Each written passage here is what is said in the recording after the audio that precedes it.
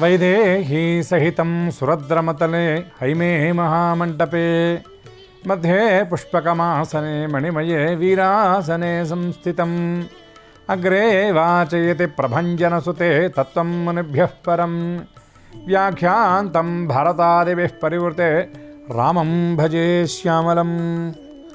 శ్రీ గణేశాయ నమః. శారదా గురుభ్యో నమః. శ్రీరామచంద్ర పరబ్రహ్మణే నమః. ఈటీవీ లైఫ్ ఆధ్యాత్మిక ఛానల్ తమసోమ జ్యోతిర్గమయ జీవన వేదం ప్రేక్షకులందరికీ కార్యక్రమానికి శుభస్వాగతం.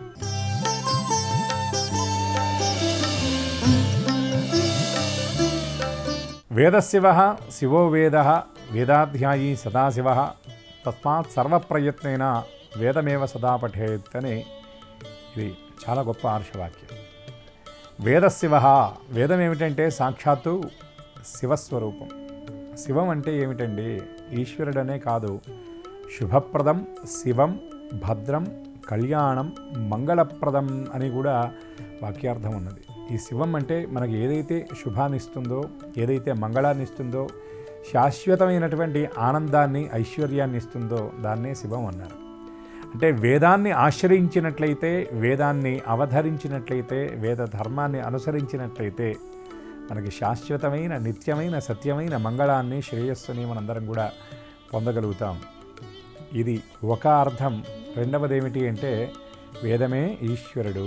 ఈశ్వరుడి యొక్క ఉచ్ఛ్వాస నిశ్వాసాలు ఏవైతే ఉన్నాయో వాటినే వేదం అంటారు. శివో వేద వేదాధ్యాయీ సదాశివ.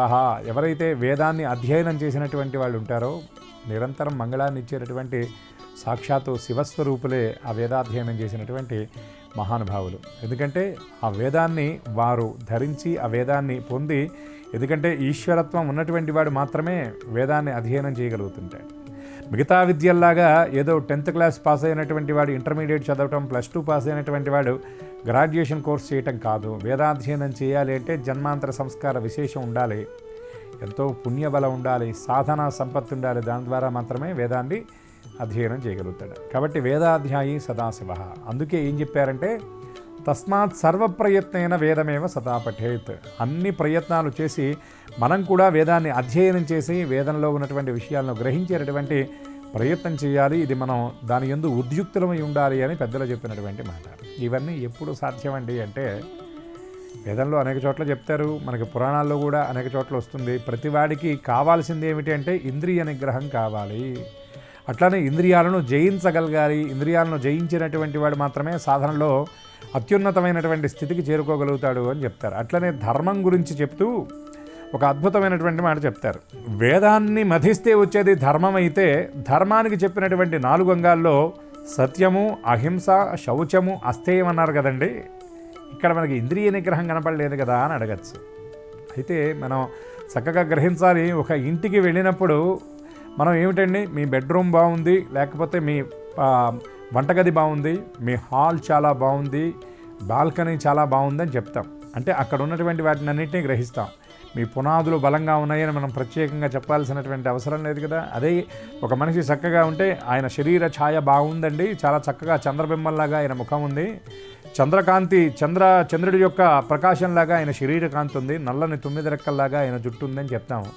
కానీ ఆయనలో ప్రాణం ఉందని ప్రత్యేకంగా చెప్పవలసినటువంటి అవసరం లేదు. అట్లాగే ధర్మానికి పునాది ఏమిటి అంటే ఒక వ్యక్తికి ప్రాణం ఎటువంటిదో ఈ ధర్మానికి ఇంద్రియ నిగ్రహం అనేది కూడా అటువంటి అత్యంత ప్రధానమైనదిగా చెప్తారు. ఇంద్రియాణి ఇంద్రియార్థేభ్య తస్య ప్రజ్ఞా ప్రతిష్ఠిత అని చెప్పినట్టుగా భగవద్గీతలో ఆ ఇంద్రియ నిగ్రహం అనేది చాలా ప్రధానంగా చెప్తారు. ఇంద్రియ నిగ్రహం కలిగినటువంటి వాడిని ఏమంటారంటే స్థితప్రజ్ఞుడు అని చెప్తారు. ఈ స్థితప్రజ్ఞత ఎట్లా వస్తుంది అంటే భగవద్గీతలో చెప్తాడు, వీతరాగ భయక్రోధ స్థితది మునిరుచ్యతే అంటారు. ఈ వ్యక్తి ఇంద్రియాలను జయించినటువంటి వాడు ఎట్లా ఉంటాడంటే వాడికి వీతరాగ, రాగం ఉండదు, భయక్రోధ, భయం అనేది ఉండదు, క్రోధం అనేది అసలే ఉండదు. అందుకే అతను ఏమంటారంటే స్థితది మునిరుచ్యతే. స్థితప్రజ్ఞుడు అంటారు, ఆయన్ని ముని అని కూడా అంటారు.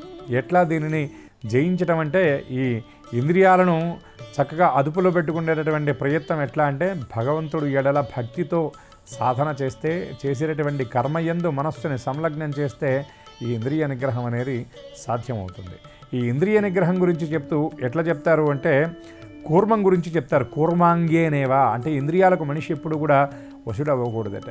ఆ ఇంద్రియాలను ఎలా మనం వశం చేసుకోవాలంటే కూర్మాంగానేవా అంటే మనకి తాబేలు కనబడుతూ ఉంటుంది ఈ కూర్మం. ఈ కూర్మం ఏం చేస్తుందంటే తలని, పాదాలను, ఆ ముందు చేతుల్లాగా ఉండేటటువంటి ముందరి కాళ్ళను బయటికి పెడుతుంది. కానీ ఏదైనా ఇబ్బంది వచ్చింది అనుకున్నటువంటి సమయంలో ఆ తలని, ఆ కాళ్ళను, ఆ చేతుల్ని లోపలికి లాగేస్తుంది. అట్లనే మనం కూడా సాధనా సమయంలో ఇంద్రియ లౌల్యాన్ని మనం పొందకూడదు అనేటటువంటి విషయాన్ని మనం గ్రహించాలి. అయితే ఇక్కడ ఉదాహరణ చెప్తూ కూర్మాంగానేవా అని ఎందుకన్నారు అన్నటువంటి విషయాన్ని మనం తప్పకుండా చెప్పుకుందాం. దానికంటే ముందు మనకున్నటువంటి ఇంద్రియాలు ఏమిటి అంటే 5 కర్మేంద్రియాలు ఉన్నాయి, 5 జ్ఞానేంద్రియాలు ఉన్నాయి. ఏమిటి ఆ 5 కర్మేంద్రియాలంటే త్వక్చక్షు శ్రోత్ర జిహ్వ ఆఘ్రాణ అనేటటువంటి 5 కూడా దీన్ని జ్ఞానేంద్రియములు అంటారు. అంటే చర్మము, కళ్ళు, ముక్కు, చెవి, నోరు, ఈ 5 కూడా జ్ఞానేంద్రియాలు. వీటితో పాటు ఆ కర్మేంద్రియాలు ఉన్నాయి. ఏమిటి అంటే వాక్, పాణిపాద, పాయూపస్థములు అని అంటారు. వీటి కాళ్ళు, చేతులు, అట్లాగే మలమూత్రాది అంగములు, వీటినన్నింటి కూడా కలిపి కర్మేంద్రియములు అంటారు. ఈ 10టిని కూడా నియంత్రించుకోవడం ఏదైతే ఉన్నదో ఇదే ఇంద్రియ నిగ్రహం. ఇది ఎట్లా సాధ్యమండి? మనం లోకంలో చూస్తూ ఉంటాం, ప్రధానమైనటువంటి త్వగింద్రియంని కనుక నియంత్రణ కోల్పోతే ఏం జరుగుతుందో ఒక ఉదాహరణ పెద్దలు అనేక చోట్ల ప్రవచనాల్లో కూడా మహానుభావులు చెబుతూ ఉంటారు. ఒక మదించినటువంటి మగ ఏనుగుని వశం చేసుకోవడానికి ఆ ఏనుగుల్ని వేటాడేటటువంటి వాడు ఏం చేస్తాడంటే ఒక చక్కటి ఆడ ఏనుగుని దాని ముందుకు పంపిస్తాడు. పంపించి దాని శరీరానికి రాపిడి జరిగేటట్టుగా చేస్తాడు. ఎప్పుడైతే ఆడ ఏనుగు వచ్చి ఆ మగ ఏనుగుకి ఆ స్పర్శని తగిలిస్తుందో వెంటనే ఏం చేస్తుందంటే ఆడ ఏనుగుని ముందుకు తీసుకువెళతారు. దాన్ని అనుసరిస్తూ మగ ఏనుగు వెనక్కి వెళుతుంది. ఒక పెద్ద గుంట తీస్తారు, దాని మీద గడ్డితో కప్పి ఉంచుతారు, ఎండిపోయినటువంటి ఆకుల్ని కప్పి ఉంచుతారు. అటుగా ఆ మదించినటువంటి ఏనుగు ఆ ప్రయత్నంలోకి ఆ దాంట్లోకి వచ్చేటటువంటి ఏర్పాటు చేస్తారు. అది లోపల పడిపోతుంది. ఎందుకంటే మదించినటువంటి ఏనుగుని సామాన్యులైనటువంటి వాళ్ళు, మామటివాడు కూడా దాన్ని అదుపులో చేయలేడు. ఎందుకంటే శాస్త్రంలో ఒక మాట చెప్తారు, గజానాం మందబుద్ధిశ్చ అని. ఆ ఏనుగుకి స్వతహాగా మందబుద్ధి ఉంటుందిట. ఎందుకంటే అంత గొప్ప శరీరం కలిగినటువంటి ఏనుగు గనక ఎప్పుడూ గనక చైతన్యవంతంగా ఉన్నట్లయితే, మందబుద్ధి లేకుండా వేగంగా ఉన్నట్లయితే, చురుగ్గా ఉన్నట్లయితే ఈ లోకం మొత్తాన్ని కూడా నాశనం చేస్తుంది. అదే భగవంతుడి యొక్క సృష్టిలో ఉన్నటువంటి గొప్పతనం. లోకంలో చూసేటటువంటి అన్ని వస్తువుల కంటే కూడా ఏనుగు చాలా పెద్దదిగా కనబడుతుంది. కానీ ఏనుగు తన ముందున్నటువంటి ఆ వస్తువుల్ని, జంతువుల్ని, జీవుల్ని చూసి భయపడుతుంది. ఏమిటి దాంట్లో ఉన్నటువంటి విశేషం అంటే కుంభాకార పుటం తన నేత్రంలో ఉంటుంది. అంటే మనం వాడేటటువంటి మ్యాగ్నిఫైడ్ లెన్స్ అంటారు. అంటే కుంభాకార పుటం అంటే భూతద్దం అని చెప్తారు. అటువంటి దానికి సంబంధించినటువంటి కటకం ఏనుగు కంటిలో ఉంటుంది. దానికి ఏమిటంటే మనం సహజంగా భూతద్దంలో చూసినప్పుడు చిన్న వస్తువు మనకి చాలా పెద్దదిగా కనబడుతుంది. కానీ ఏనుగు కంటిలో ఉండేటటువంటి ఆ లెన్స్ ఎటువంటిదంటే పెద్ద వస్తువులు, చిన్న వస్తువులు కూడా చాలా పెద్దవిగా కనపడతాయి. ఏది ఈ భూతద్దంలో కనబడ్డట్టుగానే కనబడతాయి. ఏమిటి దీనివల్ల అంటే ఈ చిన్న చిన్న వస్తువులు కూడా పెద్దవిగా కనబడటం వల్ల, చిన్న చిన్న జీవులు కూడా పెద్దవిగా కనబడటం వల్ల తనతో సమానమైనటువంటి బలం కలిగినటువంటి జంతువులుగా, జీవులుగా ఏనుగు భావన చేస్తుంది. అందుకే దేన్ని అవకాశం ఉన్నంత వరకు కదిలించదు ఏనుగు. అట్లనే భగవంతుడు దానికి మందబుద్ధి ఎందుకు పెడతాడంటే బుద్ధి వికసనాన్ని, చైతన్యాన్ని ఇచ్చినట్లయితే మిగతా జీవుల్ని అది నాశనం చేసేటటువంటి పద్ధతి ఉంటుంది కాబట్టి. అట్లనే ఇంకొక విశేషం కూడా ఉన్నది. ఏనుగు ఎప్పుడు కూడా బద్ధురాలై ఉంటుంది. ఎట్లాగంటే ఏనుగుని కట్టేయడానికి ఏం చేస్తాడంటే మావటివాడు దాన్ని అదిరించి, బెదిరించి పక్కన ఉన్నటువంటి ఒక గడ్డి పరక తీసుకొని కట్టేస్తాడు. చూడండి ఏనుగు ఎంత బలమైనది. అది ప్రయత్నం చేస్తే అసలు గడ్డి పరక ఏమన్నా అవుతుందా? గడ్డి పరక చేత ఏనుగుని కట్టేయడం సాధ్యమయ్యే వ్యవహారమేనా? కానీ మామటివాడు నిజంగానే ఏదో బలమైనటువంటి దాంట్లో కట్టేశాడు అనేటటువంటి భావన ఏనుగు పొందుతుంది కాబట్టి ఆ బంధానికి బద్ధురాలై అక్కడ ఆగిపోతుంది. మనం కూడా అంతే. మన జీవితంలో అనేకమైనటువంటి బంధాలకు, బాధ్యతలకు మనం బద్ధులమై ఉండిపోతాం. ఇది శాశ్వతం అనుకుంటాం. నిజంగా మనం దీని చేత బంధింపబడి ఉన్నాం అనుకుంటాం తప్ప దాన్ని తెంచుకుండేటటువంటి ప్రయత్నాన్ని మనం ఎక్కడా కూడా చేయలేము. కాబట్టి ఆ మనిషి అంటే ఎవరంటే ఈ బంధాలకు, బాధ్యతలకు దీనికి బద్ధుడయ్యినటువంటి వాడే. ఈ ఏనుగు యొక్క జీవితమే మనకు ఉదాహరణ. కాబట్టి మనం ఈ త్వగింద్రియం గురించి అంటే స్పర్శ గురించి మనం చెప్పుకుంటూ ఈ ఉదాహరణ చెప్పుకుంటున్నాం. కాబట్టి ఆ ఆడ ఏనుగు స్పర్శ తగిలినటువంటి ఆ ఏనుగు అట్లా వెళ్ళి అందులో పడిపోతుంది. అంటే తనని ఆ త్వగింద్రియము, చర్మము ఆ ఏనుగుని, అంత బలమైనటువంటి ఏనుగుని సైతం మోసం చేస్తుంది. ఇక రెండవది ఏమిటంటే చక్షురింద్రియము. చక్షురింద్రియం అంటే చూపు. ఈ చక్షురింద్రియం ఎట్లా మోసం చేస్తుంది అంటే, ఒకచోట ఎక్కడైనా ఒక దీపాన్ని కనుక మనం వెలిగించినట్లయితే దాని దగ్గర సహజంగా మనం చూస్తూ ఉంటాం, చీకట్లో ఉన్నప్పుడు దాని చుట్టూ దీపపు పురుగులు కొన్ని వస్తాయి. వాటిల్లో విశేషంగా మిడత అనేది వస్తుంది. ఈ మిడత ఏం చేస్తుందంటే తన రెక్కల చేత ఆ నిప్పుని, అంటే తను చూచినటువంటి ఆ నిప్పుని ఆర్పాలి అనేటటువంటి ప్రయత్నం చేస్తుంది.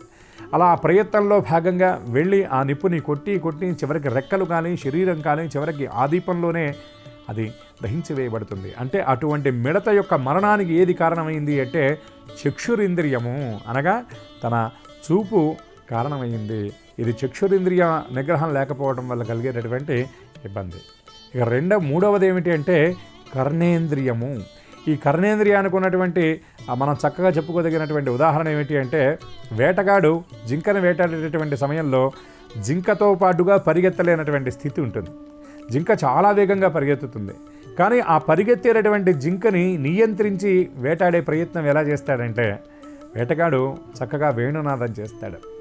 ఆ వేణువు యొక్క సుమధుర నాదానికి పరవశించినటువంటి ఆ హరిణి జింక ఆగిపోతుంది. ఆ నాదాన్ని అలా శ్రవణం చేస్తూ ఉంటుంది. అప్పుడు వేటగాడు బాణము బడిసో దాని మీద విసురుతాడు, అది మరణిస్తుంది. అంటే కర్ణేంద్రియము శ్రవణేంద్రియము చేత మోసగింపబడుతుంది ఈ జింక. తద్వారా ఆ నియంత్రణ లేకపోవడం వల్ల ప్రాణం అనేది కోల్పోతుంది. ఇక తరువాత ఉన్నటువంటిది ఏమిటంటే జిహ్వేంద్రియము, అనగా నాలుక. చక్కగా తుమ్మిద వెళుతుంది, ఒక పద్మం మీద వాలుతుంది. ఆ పద్మంలో ఉన్నటువంటి ఆ మా యొక్క మధువుని గురలేటటువంటి ఆ క్రమంలో ఏం చేస్తుందంటే ప్రొద్దుపోతుందని తెలుసు. ఆ కమలం మీద వాలినప్పుడు ఆ కమలాలు సాయంకాలం అయ్యేటప్పటికి ముడుచుకుపోతాయని కూడా తెలుసు. అయినప్పటికీ కూడా అందులో ఉన్నటువంటి ఆ మధువుని గురలుతూ పారవశ్యంలో తన ప్రాణం గురించి కూడా మర్చిపోయి అలా ఆ తొమ్మిది ఉండిపోతుంది. సాయంకాలం అయ్యేటప్పటికీ ఆ పద్మాలన్నీ కూడా అలా ముడుచుకుపోతాయి, అందులో ఉండిపోతుంది. రాత్రంతా కూడా అక్కడ ఊపిరాడక ఆ మధుపం ఏదైతే ఉన్నదో, ఆ తొమ్మిది ఏదైతే ఉన్నదో ఆ భ్రమరం అలా మరణిస్తుంది. దీనికి మళ్ళీ ఇంకొక ఉదాహరణ కూడా చెప్తారు. ఏవైతే మన మొగలి పువ్వులు ఉంటాయో ఆ మొగలి పువ్వు మీద కనుక వెళ్ళి ఆ తొమ్మిద వాలిందంటే అది అక్కడ నుండి బయటికి రాలేదు, ప్రాణాన్ని కోల్పోతుంది. అంటే ఇక్కడ ఏమిటంటే ఘ్రాణేంద్రియము అక్కడ మోసం చేసింది. జిహ్వేంద్రియము ఇక్కడ తొమ్మిదని ఈ విధంగా మోసం చేస్తే అక్కడ ఘ్రాణేంద్రియం అనేది దాన్ని అలా మోసం చేసింది. అట్లాగే ఆఘ్రాణము అంటే వాసన. అంటే ఘ్రాణేంద్రియము ఎట్లా మోసగిస్తుంది అంటే, చక్కగా మన మొగలి పువ్వులు ఉంటాయి, మొగలి పువ్వు మీద గనక వెళ్ళి తొమ్మిది వాలింది అంటే ఆ వాసనకే అది మరణిస్తుంది. కానీ అది వెళ్లకుండా వాలకుండా ఉండలేదు. అంటే ఘ్రాణేంద్రియము తనని మోసం చేస్తుంది. ఆ ఘ్రాణేంద్రియ జయాన్ని ఆ తొమ్మిది పొందలేకపోవటం వల్ల అది మరణిస్తుంది. అంటే మానవుడు అనేటటువంటి వాడు కూడా ఇక్కడ ఏమిటంటే స్పర్శ చేత అంటే కామము, రెండవది శ్రవణేంద్రియము అంటే ఏదైనా చక్కటి మన పరిభాషలో చెప్పాలంటే ఎవరో చెప్పేటటువంటి వినికిడి మాటలు లేదు మన చెప్పుడు మాటలు, వీటికి ఆకర్షితులై కర్ణేంద్రియం వాడిని మోసం చేస్తుంది.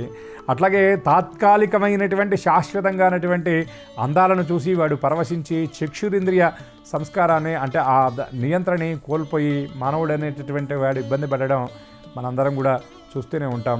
అట్లాగే ఇక జిహ్వేంద్రియం గురించి చెప్తూ వీడు ఏవైతే తినకూడదు అని చెప్పి చెప్తారో వాడు ఆ పదార్థం యందే అభిలాష కలిగి ఉంటాడు, దాని యందే ప్రేమ కలిగి ఉంటాడు, దాని యందే ప్రీతి కలిగి ఉంటాడు. ఘ్రాణేంద్రియం ఏమిటంటే అనేకమైనటువంటి పరిమళాలను మానవుడు ఆస్వాదిస్తూ ఉంటాడు. కొన్ని ప్రమాదకరమైనటువంటివి కూడా ఉంటూ ఉంటాయి. అంటే ఇక్కడ ఏమిటంటే ఇంద్రియ నియంత్రణ అనేది మనం ప్రధానంగా గ్రహించాలి. వాటిని జయించినటువంటి వాడిని ఏమని పిలుస్తుంది శాస్త్రం అంటే జితేంద్రియుడు అని పిలుస్తుంది. అంటే ఇంద్రియాలను జయించినటువంటి వాడికి ఐహికమైనటువంటి సుఖాల ఎడల ఆసక్తి ఉండదు. శ్రీమన్నారాయణమూర్తి యొక్క దివ్యశ్రీ పాద చరణాల విందాల మీదే మనస్సు ఉంటుంది, దాని యందే ఎప్పుడూ వ్యామోహం ఉంటుంది. ఇంద్రియ నియంత్రణ గురించి చెబుతూ ఇందాక మనం ఏమని చెప్పుకున్నామంటే కూర్మాంగానేవా అని చెప్పుకున్నాం. ఇంద్రియాలను మనం ఎట్లా నియంత్రించుకోవాలంటే కూర్మం తాబేలు తన అంగాలను ఎట్లా నియంత్రించుకుందో. ఎందుకు ఇక్కడ కూర్మాన్నే మనం ఉదాహరణగా చెప్పడానికి ఉన్నటువంటి కారణం ఏమిటి అంటే ఆ కూర్మావతారాన్ని ధరించినటువంటి వాడు శ్రీమన్నారాయణమూర్తి. ఆయన ఏ సందర్భంలో ఈ అవతారాన్ని ధరించవలసి వచ్చిందంటే దేవదానవులు ఉభయులు కలిసి అమృతం కోసం క్షీర సాగరాన్ని మధించాలి అనుకున్నప్పుడు వాళ్ళకి కవ్వంగా మంథర పర్వతం దొరికింది, అట్లాగే రజ్జుగా వాసకి దొరికింది. ఇక ఆ క్షీరసాగరాన్ని మధించడానికి అటు ఒక పక్క దేవతలు మరొక పక్క రాక్షసులు ఉభయులు కూడా వస్తారు. కానీ దేనికైనా సరే ఆ కవ్వ నిలబడాలంటే ఏం కావాలి? కుదురు కావాలి, ప్రధానమైనటువంటి మూలం కావాలి. వాళ్ళు దాన్ని మధించినటువంటి ప్రయత్నం చేస్తే ఆ మంథర ఒక పక్కకి ఒరిగిపోతూ ఉందిట. అటువంటి సమయంలో లోకోపకార బుద్ధితో లోకాన్ని ఉద్ధరించాలి అనేటటువంటి భావనతో భగవానుడైనటువంటి జనార్దనుడు కూర్మ రూపాన్ని ధరించి ఆయన తన వీపున ఆ మంథర పర్వతాన్ని మోయడం చేత అనేకమైనటువంటి విశేషమైనటువంటి ఆ వస్తువులు వచ్చాయి. మహాలక్ష్మీదేవి వచ్చింది, చంద్రుడు వచ్చాడు, కల్పవృక్షం, కామధేనువు, చింతామణి, ఇవన్నీ కూడా అందులో నుండి వచ్చాయి. చివరికి వాళ్ళు ఆశించినటువంటి అమృతం కూడా లభించింది. అంటే ఇంద్రియ నిగ్రహం వల్ల మనం దేన్ని పొందగలుగుతాము అంటే మనం కార్యసిద్ధిని కామ్యసిద్ధిని పొందగలుగుతాం. అట్లానే ఇంద్రియ నిగ్రహం ఉండడం వల్ల కుదురు మనం పొందగలుగుతాం. అంటే ఏ పని చేయాలన్నా కూడా ఇంద్రియ నిగ్రహం ఉండాలంటే కుదురు కావాలి. కాబట్టి అటువంటి కుదురుకి సంకేతాత్మకమైనది కూర్మం కాబట్టి, తావేలు కాబట్టి మనకి దాన్ని ఉదాహరణగా మనకి పెద్దలు శాస్త్రంలో ప్రత్యేకించి చెప్పడం జరిగింది. అంటే ఇంద్రియ నిగ్రహం అనేది లేకపోతే దేనిని ఎవరూ సాధించలేరు. ఉదాహరణకి విశ్వామిత్రుడు అనేటటువంటి మహానుభావుడు చాలా ఘోరమైనటువంటి తపస్సు చేశాడు. ఆయన వశిష్ఠుడు, ఆయన రాజర్షి అంటారు విశ్వామిత్రుడిని. ఆయన రాజుగా ఉన్నటువంటి రోజుల్లో వశిష్ఠుడి దగ్గరికి వెళతాడు. తన పరివారంతో ఆయన వెళ్ళడం చేత ఆ వశిష్ఠుడు చక్కగా అతిథి మర్యాదలు చేస్తూ కొన్ని క్షణాల్లోనే అద్భుతమైనటువంటి విందుని సిద్ధం చేస్తాడు. ఎలా ఇంతటి విందుని ఇంత కొద్ది సమయంలో ఇంతమందికి ఎలా ఏర్పాటు చేయగలిగారు అని విశ్వామిత్రుడు చూస్తే, ఆ రోజు రాజుగా ఉన్నటువంటి ఆ కౌశికుడు చూస్తే ఆయన దగ్గర నందిని అనేటటువంటి గోవు ఉన్నది. ఆ గోవు కామధేనువు ఏ పని కావాలన్నా, ఏ వస్తువు కావాలన్నా దాని దగ్గరికి వెళ్ళి ప్రార్థిస్తే అన్నీ వచ్చేస్తాయి. కాబట్టి ఆ గోవును చూచి, అంత అద్భుతమైనటువంటి శక్తిని చూచి ఆయన చెలించిపోయి, నేను మహారాజుని, నా దగ్గర ఉన్నట్లయితే ఈ గోవు 10 మందికి ఉపయోగపడుతుందని అడిగితే వశిష్ఠుడు, ఇది నా తపఫలం, నేను నీకు ఇవ్వడానికి వీల్లేదని చెప్తే, ఇది ఎట్లా సాధ్యమైంది నీకు అంటే, నేను తపస్సు చేత సాధించానని చెప్తే, అప్పుడు ఆయన కూడా నేను కూడా తపస్సు చేస్తాను అని చెప్పి తన రాజ్యాన్ని, ఆ వైభవాన్ని అంతటినీ వదిలేసి సింహాసనాన్ని కూడా పరిత్యజించి ఆయన తపస్సుకి వెళ్ళి ఘోరమైనటువంటి తపస్సు చేస్తాడు. ఎవరు తపస్సు చేసినా ఆ తపో వేడిమి ఊర్ధ్వలోకాలకి వెళుతుంది. కాబట్టి ఆ తపస్సుని భంగం చేయవలసినటువంటి బాధ్యత ఎవరికి ఉంటుంది అంటే దేవతలకు అధిపతి అయినటువంటి ఇంద్రుడి మీద ఉంటుంది. ఎందుకంటే ఈ గెలిచినటువంటి వాడు, ఈ తపస్సు చేసి వరాన్ని పొందినటువంటి వాడు సాధారణంగా ఏం చేస్తుంటాడంటే దేవతలకు అధిపతి అయినటువంటి ఇంద్రుడి యొక్క సింహాసనం మీద దృష్టి పెట్టుకుంటాడు. కాబట్టి ఇంద్రుడు ఏం చేశాడంటే తన దగ్గర ఉన్నటువంటి అప్సరసల్లో ఉన్నటువంటి మేనకను పంపిస్తాడు. మేనక ఆయన తపస్సు చేస్తున్నటువంటి ప్రదేశం దగ్గరికి వచ్చి చక్కటి వీణుల విందైనటువంటి సంగీతాన్ని, కనుల విందైనటువంటి నాట్యాన్ని ఆయన ముందు ప్రదర్శిస్తే ఆ మేనక యొక్క అతిలోక సౌందర్యానికి చెలించినటువంటి విశ్వామిత్రుడు ఆవిడికి వశుడవుతాడు. అంటే ఏమిటంటే ఇక్కడ తపస్సు చేయటం కోసం రాజ్యాన్ని పరిత్యజించాడు, భోగాలను పరిత్యజించాడు, సింహాసనాన్ని పరిత్యజించాడు. కానీ కామానికి బద్ధుడయ్యాడు, కామానికి వశుడయ్యాడు. కాబట్టి తపోభంగం జరిగింది. ఆ విషయాన్ని ఆయన తర్వాత గ్రహించాడు. మళ్ళీ ఆయన తపస్సు చేశాడు. ఈసారి రంభ వచ్చింది, కానీ ఆవిడ వైపు చూడలేదు. అంటే ఇంద్రియాలను ఆయన జయించగలిగాడు. అంటే మానవుడు అనేటటువంటి వాడు కూడా మనం ఎప్పుడైనా భగవదారాధన చేసేటప్పుడు అందరం తపస్సు చేయవలసినటువంటి పని లేదు. ఏదైనా వ్రతం కానీ పూజ కానీ చేసేటప్పుడు ఏం చేయాలంటే మనస్సుని సంలగ్నం చేయాలి. మనస్సుని సంలగ్నం చేస్తే ఇంద్రియాలను మనం జయించగలిగినటువంటి వాళ్ళం అవుతాం. ఎందుకంటే మనం అనుష్ఠానం చేస్తూ ఉంటాం. అనుష్ఠానం చేసేటటువంటి సమయంలో ఏం చేస్తూ ఉంటాం? సహజంగా మాల తిప్పుతూ ఉంటాం. అదే పెద్దలు అంటూ ఉంటారు, మాల తిప్పవచ్చు కానీ మనస్సు తిప్పవచ్చునా అని. అదే సమయంలో అద్భుతంగా ఆ పక్కింట్లో ఉన్నటువంటి టీవీలో నుండి అద్భుతమైనటువంటి సంగీతం వినపడుతుంది. ఇక్కడ మాల తిప్పుతూ చేసేటటువంటి మంత్రాన్ని మర్చిపోయి దానితో పాటు అక్కడ వినపడేటటువంటి ఆ సంగీతానికి మనం ఆకర్షితులు అవుతూ ఉంటాం. అదే సమయంలో ఇంట్లో అద్భుతమైనటువంటి వంకాయ కూర చేస్తూ ఉంటారు. ఆ వాసన వద్దన్నా అప్పుడే అక్కడికే మన ఘ్రాణేంద్రియానికి వస్తుంది. వీడు ఆలోచిస్తుంటాడు, ఈ జపమేమో కానీ ఇది 1000 అయిందో 500 అయిందో, ఇంతగా వంకాయ కూరలో కూరపొడి వేస్తున్నారో లేకపోతే అల్లం పచ్చిమిర్చి వేస్తున్నారో అని వీడు ఆలోచన చేస్తాడు. అంటే ఇంద్రియాలను జయించకపోవడం వల్ల ఇక అక్కడ కూర్చుంటాడు. అక్కడ కూర్చున్న తర్వాత గాలి రాదు, చెమట పోస్తూ ఉంటుంది. అయ్యో గాలి లేదే అనుకుంటాడంటే అక్కడ త్వగింద్రియం, చర్మం చెప్తుంది నీకు గాలి రావట్లేదని. ఇట్లా ఏదో ఐహికమైనటువంటి ఇంద్రియాలకు వశుడవుతాడు తప్ప చేసేటటువంటి దాని మీద దృష్టి ఉండదు. ఇటువంటి వాటిని ఇంద్రియాలను కనుక జయించినట్లయితే త్వగింద్రియము చేత ఇబ్బంది పడ్డటువంటి ఏనుగులాగా, వాగింద్రియము చేత ఇబ్బంది పడినటువంటి తేనెటీగలాగా, అట్లాగే శ్రవణేంద్రియం చేత ఇబ్బంది పడ్డటువంటి జింకలాగా, అట్లాగే ఘ్రాణేంద్రియం చేత ఇబ్బంది పడ్డటువంటి తుమ్మెదలాగా కాకుండా మన ఇంద్రియాలను జయించినట్లయితే మన జీవితం బాగుంటుంది. పరమాత్మ పద సన్నిధానానికి మనందరం కూడా చేరుకోగలుగుతాం. మనం సంకల్పించినటువంటి అన్ని పనులు కూడా చక్కగా జరుగుతాయి. అందుకే పెద్దలు ఇంకొక మాట కూడా చెప్తారు, భగవంతుడికి ఇష్టమైనటువంటి పుష్పాలు ఏమిటంటే అహింసా ప్రథమం పుష్పం, పుష్పం ఇంద్రియ నిగ్రహం అని 8 పుష్పాలు చెప్తూ రెండవ పుష్పం ఇంద్రియ నిగ్రహం అని చెప్తారు. అంటే భగవంతుడికి ఉదయం వేస్తే సాయంకాలం వాడిపోయేటటువంటి పుష్పాలు కాదు, అహింస అనే పుష్పాన్ని సమర్పించాలి. రెండవది అద్భుతమైనటువంటి దివ్యమైనటువంటి ఇంద్రియ నిగ్రహం అనేటటువంటి పుష్పాన్ని కూడా సమర్పించాలి.